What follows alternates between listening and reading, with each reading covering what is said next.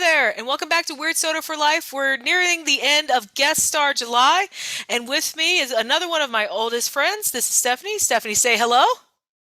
Hey, Moto. It's great to see you. Yeah. Would you like to tell us a little bit about yourself? Yeah, my name is Stephanie. I work as a UX designer, and I'm not a big soda person. Well, I'm going to go ahead and say straight out, there was a little lag there. We heard the audio, we saw your face, we got to the end, so we know you live in Tulsa and you're not a big soda person, but I'm just putting that out there. So for folks watching, it's not you, it's us.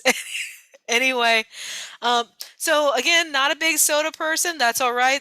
You're not the first person to say that. Earlier in Guest Star July, both Porter and my mom were like, "Nope, not big soda people," which again begs the question, why am I making you do this? But I'd like to think I'm not making. I'm just asking politely, and you guys are like, why not? Um, I'm honored to be a part of Weird Soda for Life. Thank you.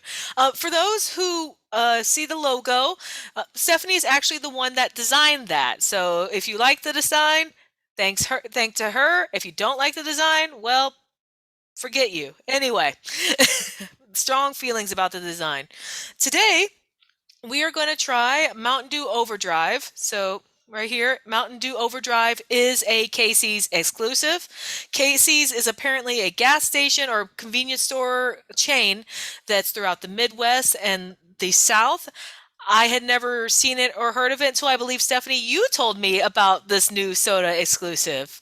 Um, Yeah, so that's right. I always try to keep my finger on the pulse of what's happening in the world of soda so that I can let you know about it. But it seems like you always are already aware. I have a So, problem. I have a problem. The is it problem really and a problem? I think of it as a problertunity. a problertunity. Uh, TM, TM, TM. Anyway, um, Casey's is a gas station convenience store throughout the Midwest and the South. Apparently, there is one in Michigan where I live, but it's over 100 miles away, so I wasn't cruising by. And in fact, I cruised through Indiana. There's several that were much closer to my house in Indiana than they were in Michigan, but the one that I stopped at didn't have any. They had a bunch of advertisements that it was there, but the case was empty and the fountain drink was also empty. So this was no good. I ended up having to get mine from from eBay because I have a thirst, and that thirst wanted this Mountain Dew Overdrive. But I believe you have one fairly close-ish to your house.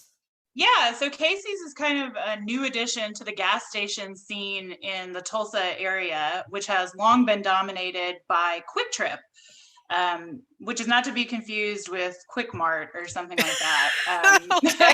Quick Trip is a Tulsa original. In fact, it's so Tulsa that they don't have them just down the road in Oklahoma City. Uh, we've also got Come and Go is another big one in our Yep. area, and so Casey's is relatively new. And there are several close to where I grocery shop, where I buy horse feed.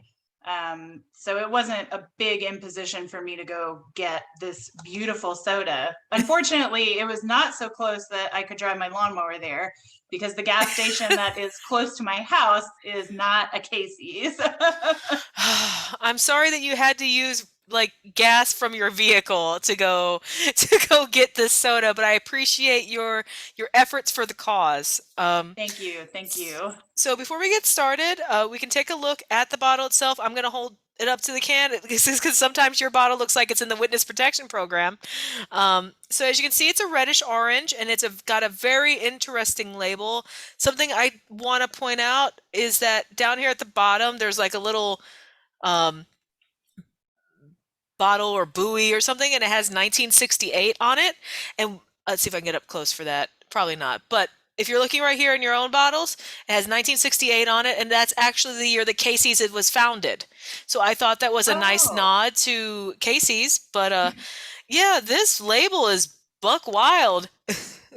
yeah. As a graphic designer, I was immediately drawn to the label because it has a really great sense of motion. It's got a lot of really vivid colors that actually match the contents of the bottle, which makes me a little bit worried. And the label is it's telling you some things. I'm not really sure what it's trying to tell you with the surfing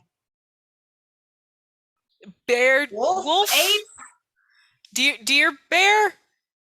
Actually, you know what this kind of reminds me of? It kind of looks like one of those terrible NFTs. Oh, yeah, like was it that monkey, that ape or whatever? It looks like it could be that. Yeah, Mm. those terrible apes. But you know, we've got under the text of do, we've got some pictures of fruit. I see a lime, a raspberry, and what might be a peach. I So, you know, it's letting me know what I can expect when I finally crack it open. I was thinking it might be a mango, but that could very well be a peach as well. Okay, I could Um, definitely see mango. I think you're right.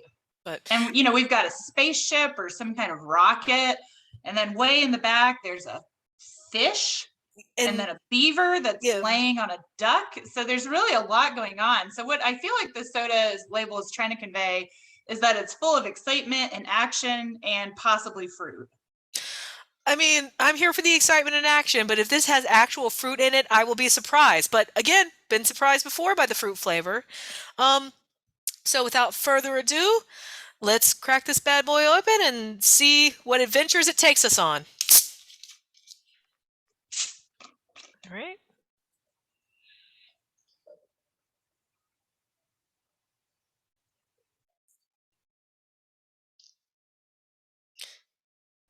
So it smells really fruity.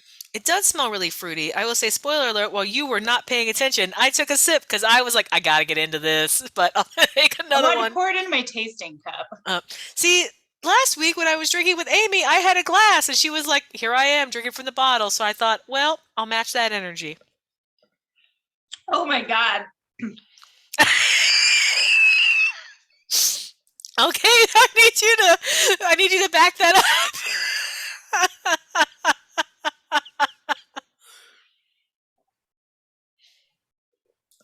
Oh, that is really unpleasant. I really like it. Oh, oh, my teeth already feel like they're wearing sweaters. Oh. um, This is a testament to our friendship. and apparently how it's ending. We're watching the ending of over a decade and a half friendship right here on camera.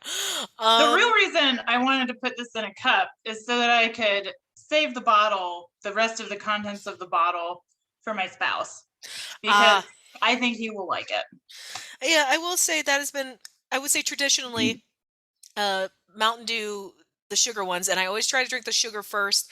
I think that is how the makers intend it, and so I try to drink it first. You need to stop Makers of drinking. Mountain Dew, or like Yes, the maker generally? the Mountain Dew. uh, I, what the Lord does with His soda business is not for me to say. Um, in this case, again, I think if you like Mountain Dew or sugar sodas, you will like this. But what it tastes like a fruit punch, like a citrus fruit punch. I don't know if folks here remember Mountain Dew Game Fuel from a few years ago. They always like release it with games like Halo. Anyway, it tastes a little bit like that, but what it really tastes like to me is if you've tried the flaming hot Mountain Dew, it's the flaming hot Mountain Dew without the flames. Like it's the base of the dew. So it's a very much a fruit punch-esque sort of soda. And so if you like the flaming hot, but you're like, it's too spicy, this might be the soda for you. But if you don't like sugar sodas, you will probably react like Stephanie did. Yeah, so the soda is very fruity. I agree with you on that point. It is extremely fruity, very fruit punch. I could see this as a soda that I would have drank in college, cut with a lot of vodka. What So do when we were in college, that's how Moto and I know each other. Is we went to college together, spoiler alert? along with Amy, who was the guest last week. And there was a stretch of time in the summer where Amy and I would buy 2 liters of Mountain Dew, regular original Mountain Dew. We would pour the 2 liter out to the top of the label, refill it up with vodka, and add a packet of blue raspberry Kool-Aid. Then we would stash it in the freezer and have it ready for when we got off work. And we subsisted for most of a summer on this concoction that we referred to as venom. I remember that. It was right next to the Yes. hypnotic bottle in the Yeah, freezer. yeah, yeah. So I could definitely see this Mountain Dew being used for that purpose, and you wouldn't even need the blue raspberry Kool-Aid. I think this really stands on its own as a vodka addition. So in that case, I mean, maybe we come back in a few weeks and think about weird soda after dark mixes. Yes, Um, for this, I can see where it would mix well with an alcohol sort, maybe rum actually, though rum might be a little too sweet. But something that kind of cuts through, I think the sweetness maybe would be. tequila. That could very well be. Make yourself a margarita. That's the lazy man's margarita, I The lazy suppose. man's margarita. I like it. So, but with that, again, we split. This is actually my first split decision on here. If you like Mountain Dew, you'll probably like this. If you don't like Mountain Dew, you probably won't like this. I mean, I think that's nothing new. Um, any final thoughts? Anything else you'd like to share? No, except I'm really excited to give the rest of this bottle to a different person if possible. I'm glad that part of this video series is not drinking the entire soda because I don't know if I No. could do it. Yeah, no. I never recommend that. And as I've often tell people, in my own personal life, unless I'm filming a video, I very rarely drink sugar sodas. I'm usually a diet soda or juice or water sort of person. So, Yeah. yeah, so I drink the sugar sodas for you, America. Um, but on that note, okay, I will say maybe in a few months, check back, maybe not necessarily in this space, but Stephanie and I are planning on trying to do a podcast about our favorite video games. So if you enjoyed this commentary, but you're like, not more soda complaints, please uh, come back in a few months and we will have another podcast up and running. So until then, until next week, we end Guest Star July with a final guest and somebody that I won't have to call. My husband, he's picked a couple sodas that seem pretty innocuous, and I'm looking forward to trying one or even both of them. But until next time, drink weird.